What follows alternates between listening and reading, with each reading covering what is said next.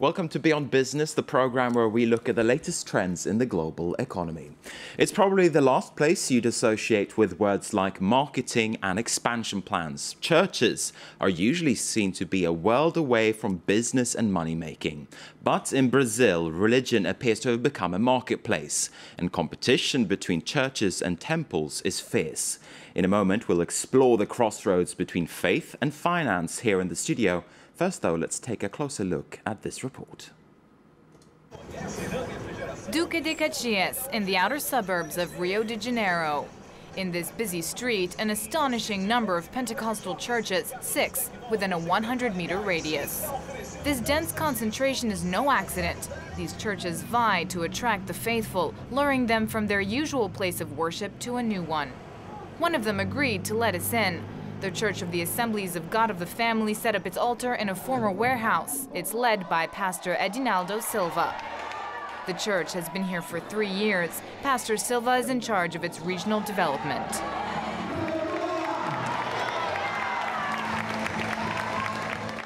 And so you're wondering, but why are they shouting like that? I don't understand. It's because you do not belong to the Church of the Assemblies of the God of the Family. You must belong. You must leave the other church.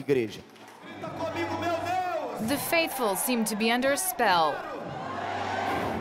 Here they experience emotions that the Catholic Church does not offer. The church has a TV program, 4 radio stations, a presence on the internet and social networks. The pastor says he's not competing with the other churches, but he's clear about his goal to develop the Assembly of God of the Family beyond Brazil's borders. Our future projects? To establish ourselves in France, in Germany, in Sweden. I've already been on missions to Africa many times. Each day we move forward thanks to the television and radio. We're going to build new temples. One evangelical church has completely changed the religious environment of this country, the Universal Church of the Kingdom of God. It doesn't have the largest number of followers, but it's certainly the richest. In less than 30 years, it's become a religious empire, a real economic power. It's not just the fact that it's wanted to grow, it's the fact that it's done so in the public eye. By installing its temples in the open, it really wants to be seen. Its keyword is visibility. The Universal Church's headquarters are in Rio. Its leaders refuse to be interviewed, so we filmed using hidden cameras. This massive cathedral is in fact a gigantic complex. It's Latin America's largest temple. Up to 15,000 people can gather in the main hall. There is even a fast food restaurant. The church's theology is based on prosperity, the belief that money is a human necessity. This economic power is based at the start on the gifts and donations of its followers. Money is everywhere in its churches. And with this capital, the founder leader of the church, who is known worldwide, the Bispo Macedo, has bought a television network and other communication media, radio, newspapers, publishers. The church publishes books, magazines, and even its own free newspaper. The power of this faith isn't just religious, it's also economic and political, and its list of projects is never-ending. In Sao Paulo, the Universal Church of the Kingdom of God is in the process of building a large-scale replica of Solomon's Temple in the hopes of welcoming even more followers.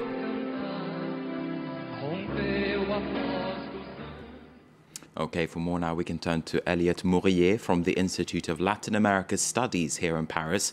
He's currently doing research on different churches throughout Brazil. Thanks very much indeed for speaking to us today. Would you agree that there is this sense of growing competition or competition between different faiths and denominations in Brazil? Well, there is a religious competition in Brazil because there is no longer a religious monopoly that the Catholic Church held for more than 400 years. The Catholic Church, which is still the first Catholic, Brazil is still the first Catholic country in the world, has lost a lot of members in the last 30 years, which allowed a lot of new religious actors to emerge, like those neo-Pentecostal churches that the report mentioned. But there certainly seems to be a money angle to this. As we heard there in the report, some churches, they have television networks, radio stations, and even a newspaper. They've basically established their own business empires. Mm-hmm. Most of those neo-Pentecostal churches are very similar in their management as transnational companies. The Universal Church of the Kingdom of God is very typical of this way to work, and its expansion on a transnational level is amazing. They're now present in Africa, especially in Angola and Mozambique, which are Portuguese-speaking countries, but you also have it here in Paris. Mm-hmm. So this is a very interesting thing to notice, yes. But what does this competition look like? How do these different churches compete? How do they get an edge over another church? Well, you have, first of all, a competition on the religious and spiritual level, and you see it through missionary work. Most of those churches organize missionary activity to try to gain more converts. And they do that in the street, they sing, they organize gospel concerts. All those churches have their own strategies, but you also have a competition on a more social level, because those churches are key social actors in Brazil. They act in health, public health, humanitarian programs, social level. They help people find jobs. So they have all these social practices that are very important, and the churches also compete on this level. It almost sounds as if religion is a commodity in Brazil. Would you go as far? Well, this is hard to say that straightly, but I would say that some churches have developed this kind of thinking, of strategies, but this is not something you can generalize to all churches. But of course, I mean, we can say that there is a religious market in Brazil where you have a very high demand. 97% of the Brazilians say they do believe in God. 90% of them attend church regularly. So the demand is very high, and the offer is incredible, of course. Now, does a church's resources, or a church that has a lot of money, is it likely to wield that power, for instance, at the political level? Well, Brazil is very interesting for that. Having a lot of money for a church automatically means you have a lot of members, because the main source of money for those churches comes through the offers and the offerings, tithing of the members. And a church that has 1 million members, for example, you mentioned the Assembly of God. It could have around 20 million members in Brazil.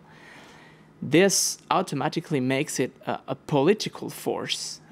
And you have in the Brazilian Congress an evangelical bench which counts 70 deputies and 3 senators. And they really do have a strong influence on moral matters, for example, about homosexuality or abortion. They have enough power to stop any kind of legislation that would be against their beliefs. Now, you said before that the Protestant churches, they're growing in Brazil, whereas the Catholic Church seems to be taking a step back. Where do you think that comes from? Why is the Catholic Church on the back foot in Brazil? Well, the evangelical, as you saw in the report, offers some kind of emotional, a very emotional type of religion, of religious services. And I think Brazilians are very sensitive to this aspect of religion. And something very interesting is that the Catholic Church now is changing its strategy. You have a very important part of Catholics, which we call the charismatics, that are now taking some of the techniques, of the religious techniques of the Pentecostal within the Catholic Church, using music, using videos, using medias. So this is a very important thing also.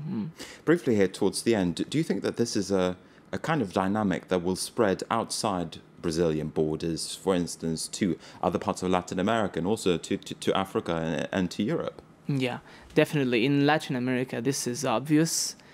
This is already happening. And those churches, as the pastor mentioned, are also trying to access the African religious market, for example, or in Europe also. Those churches are getting bigger in Africa, especially through social programs. Mm-hmm. They organize social programs which will then allow them to preach the gospel. All right, unfortunately, we're going to have to wrap it up there because we have run out of time. Elliot Mourier, thanks very much indeed for taking the time to speak to us today. Thank you. And with that, we're going to wrap up this program as well. Thanks for watching.